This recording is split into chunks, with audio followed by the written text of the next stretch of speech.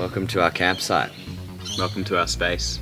Why do we sleep while the chakras are dead? We've got a lot of stuff on offer. If you want some ciggies, some weed. Why do we sleep while tree wizards are haunting? We've got tabs. We've got some DMT as well. Yeah, ketamine. We're both qualified ketamine shamans. Oh, you're a Nang shaman as well, aren't you? I'm a Nang shaman. So people do come to this campsite with the intention to be guided through their Nang experience. If you are going to smoke weed, smoke it out of this. Basically put some turquoise crystals in the bong just to compensate for the throat chakra issues that smoke can create. We don't do it for money either. No, it's not about making money, just sometimes a bit of petty money, just to get us from point A to point B. I think it's more about sharing the love. That's exactly right. With the world. We want the universe to wake up. It's been too long. Right here we have a bit of a crystal grid formation. We've got 4 very powerful crystals here. These hold a very high vibrational frequency for this entire space. We align the whole campsite with the Dufridian, which is our name for the fault line along the energy grid of the festival. And you know, as long as we end up in a nodal point, then it's usually enough to keep away scat vibes, mostly. Falcazor, he's obviously a wizard deep in thought, studying the realm of consciousness and magic.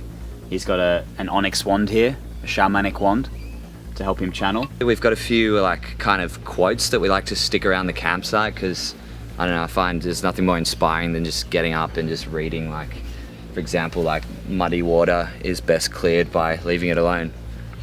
How profound is that, you know? And we've got another one here as well. Man suffers only because he takes seriously what the gods made for fun. Another Alan Watts genius quotation. And yeah, I mean, we all take things too seriously sometimes, and we forget that the gods or the universe or whatever you want to call it, it's literally just made this as a joke. It's all a joke, it's all a game. So I find this really grounding for that reason.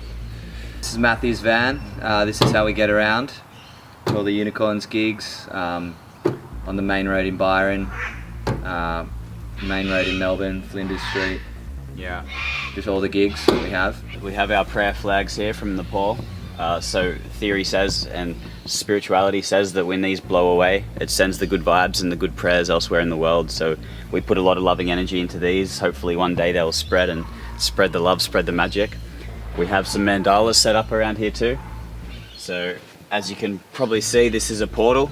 Mandalas are a portal into another dimension, a gateway into the spiritual realm.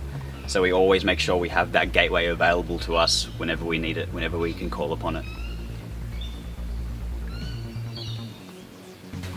This is where we sleep. I basically just sleep on a yoga mat. Got a lantern in there for light, and if you just want to come in here,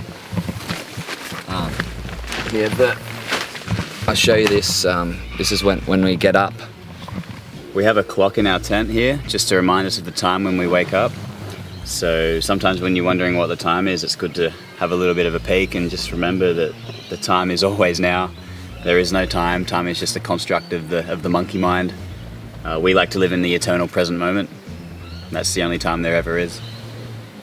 We also have a vision board. If you look here, this is our ultimate goal in life. We're basically going to make a Duf island, which we actually calculated that if we get 1,000 people to each put in $2,000, then we can buy an island worth $2 million. There's some off the coast of Queensland. They're so cheap. And just to have a self-sustaining community and be our own rulers, anarchy is the ultimate form of government.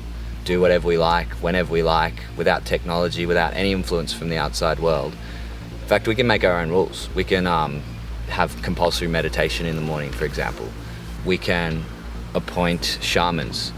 We can appoint whoever we want to be in charge of the community. And I think it should be whoever least wants to be the leader. I don't want to be a leader at all. I think that I least want to be the leader out of anybody, which is ironic because that makes me probably the most likely candidate for being the leader. And I told